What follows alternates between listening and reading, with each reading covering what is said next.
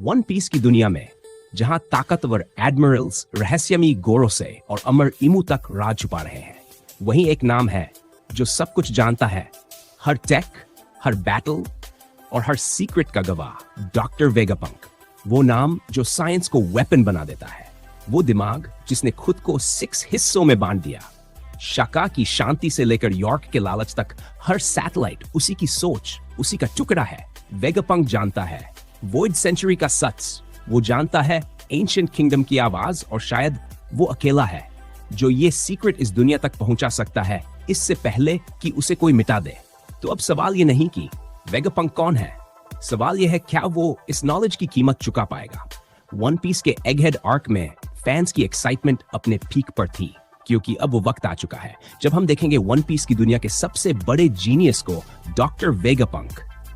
Fans सालों से इंतजार कर रहे थे, कैसा दिखता है ये आदमी, इसका असली रोल क्या है इस दुनिया में, और आखिर इसकी जीनियस किस लेवल की है। और अब आखिरकार ये Einstein level mastermind Egghead arc में कर चुका है अपना धमाकेदार डेब्यू। तो चलो इस वीडियो में मैं तुम्हें मिलवाता हूं डॉक्टर वेगापंक से और उसके 6 और बॉडीज से, जिन्हें कहा जाता है satellites. Doctor Vegapunk world government का चीफ साइंटिस्ट है और उसे माना जाता है पूरी दुनिया का सबसे बड़ा जीनियस। वन पीस की दुनिया में जो भी शॉकिंग इन्वेंशंस हुए हैं, उनके पीछे सिर्फ एक ही दिमाग है, वेगापंक का दिमाग। चाहे वो सी स्टोन्स हो या पेसिफिस्टस सेराफिम्स और भी न जाने क्या क्या। मरीन्स के साथ फुल टाइम काम करने से पहले वेगापंक लीड करता था एक इलीगल साइंस रिसर्च क्रू जिसका नाम था मैड्स, एक ऐसा ग्रुप जिसे बाद में वर्ल्ड गवर्नमेंट ने डिसबैंड कर दिया। लेकिन उस दौर में वेगापंक ने मिलकर काम किया कुछ ऐसे साइंटिस्ट्स के साथ जिन्हें हम पहले से जानते हैं। संजी के फादर विंसमोक जज, क्वीन फ्रैंकी का रियल बाप और बकिंगहैम स्टसी। वेगापंक का जन्म और उसकी परवरिश हुई काराकुरी आइलैंड पर, एक ऐसी जगह जो वन पीस की पूरी दुनिया में टेक्नोलॉजिकली सबसे एडवांस्ड मानी जाती है। हालांकि वेगापंक टेक्नोलॉजिकली सुपीरियर काराकुरी आइलैंड से ही था, लेकिन फिर भी उसने एक डेविल फ्रूट खाया ताकि वो बन सके पूरी दुनिया का सबसे बड़ा जीनियस। डॉक्टर वेगापंक ने खाया नोमी नोमी नोमी, यानी ब्रेन फ्रूट, एक पैरामीशिया टाइप डेविल फ्रूट जो अपने यूजर को देता है अनलिमिटेड नॉलेज अब्सॉर्ब और स्टोर करने की पावर। और इसी वजह से टेक्निकली वो बन गया वन पीस की दुनिया का सबसे इंटेलिजेंट इंसान। एक फ्लैशबैक में हमने वेगापंक को देखा, उसके सिर का साइज असाधारण रूप से बड़ा था और इसकी वजह थी उसका डेविल फ्रूट पावर। जैसे जैसे वो नई नॉलेज अब्सॉर्ब करता गया, उसका ब्रेन और भी बड़ा होता गया। लेकिन वेगापंक ने एक ब्रिलियंट प्लान बनाया अपने ही ब्रेन को बॉडी से अलग कर देने का, और ये प्लान सच में काम कर गया। उसने अपने मेन बॉडी को नाम दिया द स्टेला और अपने पूरे जीवन को साइंस के लिए समर्पित करने के लिए खुद को बांट दिया 6 अलग अलग बॉडीज में, जिन्हें कहा जाता है सैटेलाइट्स।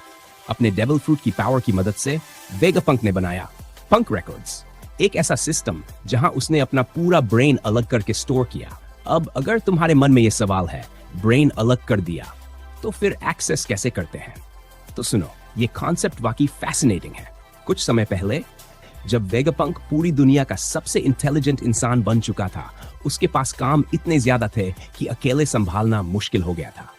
तभी उसने लिया एक रेवोल्यूशनरी फैसला, खुद को डिवाइड करने का 6 अलग अलग बॉडीज में, जिन्हें कहा गया सैटेलाइट्स। और पंक रिकॉर्ड्स बना उसका मेन सर्वर, एक लाइब्रेरी की तरह, जहां हर सैटेलाइट अपने थॉट्स, नॉलेज और एक्सपीरियंस को सिंक कर सकता था इंस्टेंटली। ये सारे सैटेलाइट जुड़े हुए हैं पंक रिकॉर्ड से और दिन में एक बार अपना सारा एक्सपीरियंस और नॉलेज उसमें सिंक करते हैं ताकि हर बॉडी एक ही ट्रैक पर रह सके। और सबसे इंटरेस्टिंग बात यह है कि हर सैटेलाइट वेगापंक के अलग अलग इमोशन को रिप्रेजेंट करता है। हर एक में उसके दिमाग का एक डिस्टिंक्ट हिस्सा है। वेगापंक के ये 6 बॉडीज खुद को वेगापंक ही मानते हैं, लेकिन हर एक का एक अलग नाम है और उसका मेन बॉडी कहलाता था स्टेला। लेकिन अफसोस की बात यह है कि एगहेड आर्क में स्टेला यानी डॉक्टर वेगापंक मारे गए। आज तक ये मिस्ट्री बनी हुई है कि आखिर उसने खुद को स्प्लिट कैसे किया। तो नंबर 1 पर जो सैटेलाइट है उसका नाम है शाका। शाका को कहा जाता है पंक 01 क्योंकि ये वेगापंक की बनाई गई सबसे पहली सैटेलाइट थी और इसका काम था वेगापंक की गुडनेस को रिप्रेजेंट करना। उसका हेलमेट स्टाइलिश और मिस्टीरियस। शाका वेगापंक के अंदर छुपे अच्छे इंसान का प्रतीक था और इसलिए वो हमेशा रैशनल, थॉटफुल और कंसिडरेट बना रहा।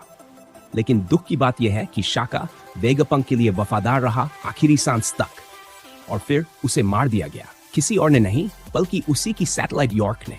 नंबर 2, लिलिथ वही पहली सैटेलाइट थी जिससे हमारी एगहेड आर्क की शुरुआत हुई थी। लिलिथ वेगापंक के अंदर छुपे इविल इंस्टिंक्ट की इमेज थी, इसलिए उसका नेचर था डिसीटफुल, थोड़ा क्रूअल और बिल्कुल भी ट्रस्टवर्दी नहीं। और सबसे बड़ी बात वो थी सबसे करेजियस और सबसे ऑडेशियस सैटेलाइट। और सबसे जबरदस्त बात ये थी कि लिलिथ एगहेड वॉर के बाद बचने वाली वेगापंक की इकलौती सैटेलाइट थी, या फिर कम से कम हमें तो शुरुआत में यही यकीन दिलाया गया था। बाकी की सैटेलाइट्स ने तो अपने बॉडीज को कंबाइन करके एक अजीब सा पैचवर्क बॉडी बना लिया। Number 3, Edison. इसका टाइटल है पंक 03, एक छोटा सा मैकेनिकल रोबोट जो वेगापंक के थिंकिंग एस्पेक्ट को रिप्रेजेंट करता है। यानी ये वही सैटेलाइट है जो वेगापंक के इन्वेंशंस और डिस्कवरीज का बैकबोन माना जाता है। उसका मेन काम होता है आइडियाज को ब्रेनस्टॉर्म करना, स्ट्रेटजीज बनाना, ना सिर्फ नई टेक्नोलॉजीज के लिए बल्कि क्राइसिस में भी। एडिसन बाकी सैटेलाइट्स के मुकाबले थोड़ा ज्यादा एम्पैथेटिक भी था और जब भी उसे कोई न्यू आइडिया सूझता वो खुशी से चिल्लाता यूरेका। और फिर स्ट्रॉ हैट्स को बचाने के लिए एडिसन ने अपनी जान तक दे दी। Number 4, Pythagoras. वेगापंक का चौथा सैटेलाइट जिसका नाम शायद ग्रीक फिलोसोफर पाइथागोरस से इंस्पायर्ड था। उसका टाइटल था पंक 04 और एडिसन की तरह उसका भी एक मेटालिक रोबोटिक बॉडी था।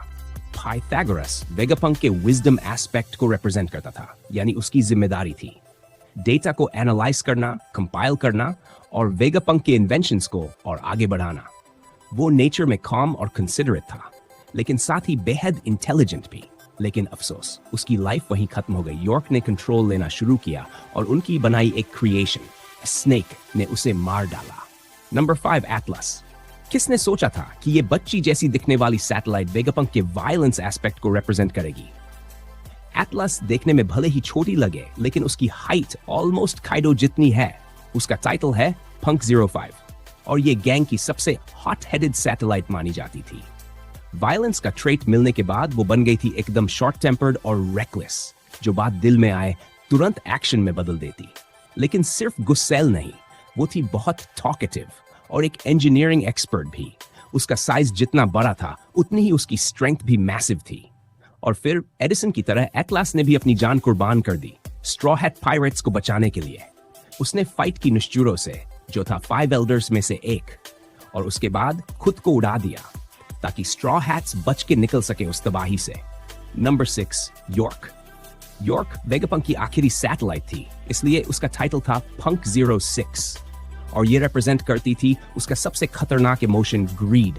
एटलस की तरह यॉर्क भी फिजिकली बड़ी और ताकतवर थी, लेकिन उसका नेचर बिल्कुल अलग। वो हमेशा दिखती थी लिथार्जिक, स्लो और इनसेशिएबल ग्रीड से भरी हुई। असल में यॉर्क बाकी सैटेलाइट्स के डेली टास्क्स पूरी करती थी, जैसे खाना खाना, नींद लेना, एनर्जी रिस्टोर करना। लेकिन यही काम करते करते वो खुद एक्सट्रीमली लेजी बन चुकी थी। पर उसकी सबसे खतरनाक क्वालिटी थी उसका मैनिपुलेशन। उसकी वही लालच उसे बना देती है एक गद्दार। वो बदल देती है साइड्स और वर्ल्ड गवर्नमेंट की एलाय बन जाती है। और फिर एगहेड आइलैंड पर यॉर्क ने ही मार डाला शाका को, अपने ही भाई को, अपनी ही फैमिली को, सिर्फ अपनी लालच के लिए। Number 7, the original body Stella. हाँ, वो असली वेगापंक जिसने सब कुछ शुरू किया और आखिर में सब कुछ खो दिया। लुफी ने वादा किया था वो इस बूढ़े साइंटिस्ट को बचाएगा, लेकिन स्टेला ने खुद एक फैसला ले लिया था, अपनी जान देकर पूरी दुनिया को सच बताने का। वॉइड सेंचुरी का सच, एंशिएंट किंगडम की आवाज और वो रहस्य जो सदियों से दबे हुए थे, अब छिपे नहीं रह सकते थे। एगहेड वॉर के दौरान वेगापंक के ऑलमोस्ट सारे सैटेलाइट्स, शाका, एडिसन, एटलस, पाइथागोरस, सब ने अपनी जान दे दी, सिर्फ लिलिथ और यॉर्क को छोड़कर। लेकिन कहानी यहीं खत्म नहीं हुई। जिस एडिसन को हम मरा हुआ समझ बैठे थे, वो अब भी जिंदा है। एगहेड आर्क के फाइनल मोमेंट्स में एडिसन ने कर दिखाया वो काम जो कोई सोच भी नहीं सकता था। उसने अपने बाकी सैटेलाइट्स के शैटर्ड पार्ट्स को उठाया और बनाया एक नया पैचवर्क बॉडी जिसमें हर सैटेलाइट का हिस्सा था। शाका की रैशनैलिटी, लिलिथ की ऑडेसिटी, एटलस की रेज, पाइथागोरस की विजडम, सबको जोड़कर एडिसन ने बना दिया एक नई आइडेंटिटी, एक ऐसा वर्जन जो अब अकेला नहीं बल्कि वेगापंक की यूनाइटेड विल को रिप्रेजेंट करता है। और सबसे बड़ी बात, उन्होंने पंक रिकॉर्ड्स को भी बचा लिया। अब वो बढ़ रहे हैं आगे एक ऐसे साइंटिस्ट की तरफ, हेरेदास, वही साइंटिस्ट जो रहता है वेदरिया आइलैंड पर और जिसने पहले नामी को ट्रेन किया था। तो अब सवाल यह है, क्या एडिसन और बाकी सैटेलाइट्स उसके साथ मिलकर वेगापंक के अधूरे सपनों को पूरा कर पाएंगे? तो अब आगे क्या, हम शायद देखेंगे सैटेलाइट्स का ये कंबाइंड वर्जन फिर से उभरता हुआ। तो ब्रो, वीडियो को यहीं एंड करते हैं। अगर वीडियो पसंद आया हो तो बस लाइक कर देना और न्यू हो तो एक सब्सक्राइब ठोक देना। कमेंट में बताओ वेगापंक की कौन सी सैटेलाइट तुम्हें सबसे ज्यादा इंटरेस्टिंग लगी। बाय बाय, मिलते हैं अगले वीडियो में।